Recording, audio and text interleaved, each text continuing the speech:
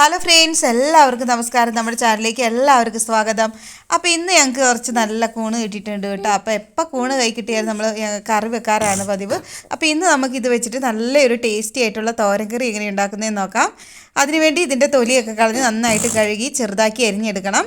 അരിഞ്ഞെടുത്ത കൂണ് ഞാൻ കുറച്ച് വെള്ളത്തിലേക്ക് മാറ്റിയിട്ടുണ്ട്. അതിലേക്ക് കുറച്ച് മഞ്ഞൾപ്പൊടിയും കൂടി ചേർത്തിട്ട് നമുക്കൊന്ന് ഒരു 10 മിനിറ്റ് അതൊന്ന് റെസ്റ്റ് ചെയ്യാൻ വെക്കണം. അപ്പോൾ ആ ഒരു സമയം കൊണ്ട് നമുക്കിതിലേക്ക് വേണ്ട സവോളയും പച്ചമുളകൊക്കെ ഒന്ന് അരിഞ്ഞെടുക്കണം. അതുപോലെ കറിവേപ്പില വേണം. ഇനി അത് അരിഞ്ഞിട്ട് മാറ്റി വയ്ക്കാം. ഇനി അരപ്പിന് വേണ്ടി മിക്സി ജാറിലേക്ക് കുറച്ച് തേങ്ങ, അതുപോലെ കുറച്ച് മഞ്ഞൾപ്പൊടിയും കൂടി ചേർത്ത് കൊടുക്കാം. ഞാൻ എടുത്ത മഞ്ഞൾപ്പൊടി കുറച്ച് കൂടിപ്പോയി, കുറച്ചാൽ മതി കേട്ടോ. നിങ്ങൾ എടുക്കുമ്പോൾ കുറച്ചിട്ടാൽ മതി. ഇനി അതിലേക്ക് ഒരു 2-3 ഇതിൽ കറിവേപ്പിലയും കൂടി ചേർത്തിട്ട് വെള്ളം ഒന്നും ഒഴിക്കാതെ ഒന്ന് ഒതുക്കിയെടുക്കാം. നന്നായിട്ട് അരച്ചെടുക്കരുത്. ഇനി അത് മാറ്റി വയ്ക്കാം. അതിന് ശേഷം ഒരു പാൻ വെച്ച് കൊടുക്കാം. ഇനി അതൊന്ന് ചൂടായി വരട്ടെ. അതൊന്ന് ചൂടായി വരുമ്പോൾ അതിലേക്ക് എണ്ണ ഒഴിച്ച് കൊടുക്കാം. എണ്ണ ഒഴിച്ചിട്ട് കടുകിട്ട് പൊട്ടിച്ചെടുക്കാം. ഇനി നമ്മൾ അരിഞ്ഞ് വെച്ചേക്കുന്ന ആ ഒരു സവോളയുടെയൊക്കെ ആ ഒരു മിക്സ് അതും കൂടി ചേർത്ത് കൊടുക്കാം. എന്നിട്ട് നന്നായിട്ടൊന്ന് മിക്സ് ചെയ്ത് കൊടുക്കണം.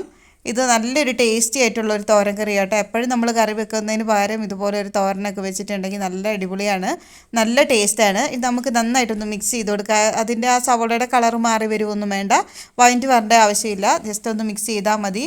ഇനി നമ്മൾ കൂണൊക്കെ നന്നായിട്ട് കഴുകി പിഴിഞ്ഞെടുത്തിട്ടുണ്ട്, അതും കൂടി ചേർത്ത് കൊടുത്തിട്ടുണ്ട്. ഇനി അതിലേക്ക് കുറച്ച് മഞ്ഞൾപ്പൊടിയും കൂടി ഞാൻ ചേർത്ത് കൊടുക്കുകയാണ്. ഓപ്ഷനിലാണ്, നിങ്ങൾക്ക് വേണമെങ്കിൽ ചേർത്താൽ മതി. ആ ഒരു കൂണിൻ്റെ ആ ഒരു വെള്ള കളറൊക്കെ ഒന്ന് മാറാൻ വേണ്ടിയിട്ട് മാത്രമാണ് കേട്ടോ ചേർത്ത് കൊടുത്തേക്കുന്നത്. അതും കൂടെ ചേർത്തിട്ട് നമുക്ക് എല്ലാം കൂടി ഒന്ന് കൂട്ടി വെച്ചിട്ട് നമ്മുടെ അരപ്പ് ചേർത്ത് കൊടുക്കാം. നമ്മൾ അരപ്പിനകത്ത് വെള്ളമൊന്നും ഒഴിച്ചിട്ടില്ല, ആ ഒരു കൂണിൻ്റെ വെള്ളമാണ് ഇറങ്ങിയിരിക്കുന്നത്.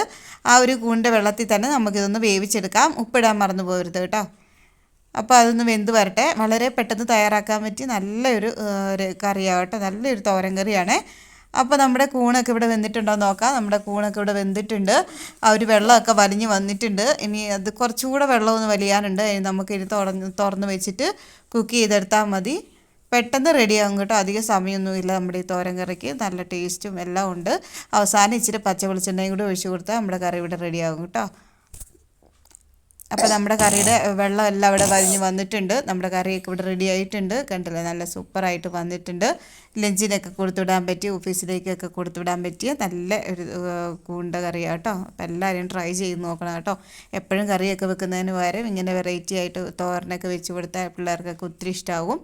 അപ്പോൾ എല്ലാവർക്കും ഇന്നത്തെ കുഞ്ഞു വീഡിയോ ഇഷ്ടപ്പെട്ടെന്ന് വിചാരിക്കുന്നു. ഇഷ്ടപ്പെട്ട എല്ലാവരും ലൈക്ക് ചെയ്യണം, ഷെയർ ചെയ്യണം, അതുപോലെ സബ്സ്ക്രൈബ് ചെയ്ത് സപ്പോർട്ട് ചെയ്യണം കേട്ടോ.